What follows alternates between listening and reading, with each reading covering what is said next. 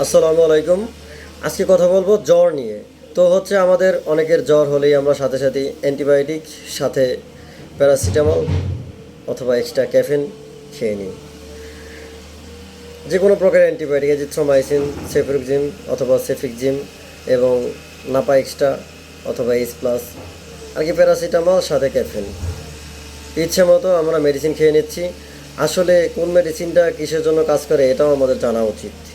তা না হলে আমরা অপ্রয়োজনে অতিরিক্ত মেডিসিন খেয়ে নিচ্ছি, যেগুলো আমাদের শরীরের জন্য খুবই মারাত্মক ক্ষতিকর প্রভাব ফেলতে পারে।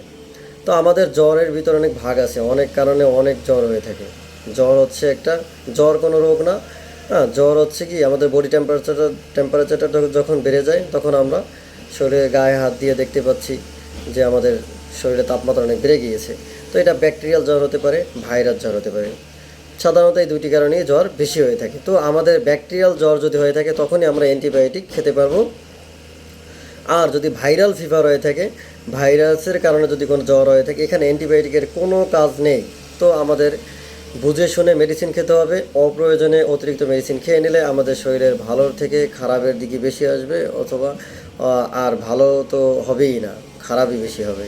তো আমাদের উচিত চিকিৎসকের পরামর্শে মেডিসিন সেবন করা। আসসালামু আলাইকুম।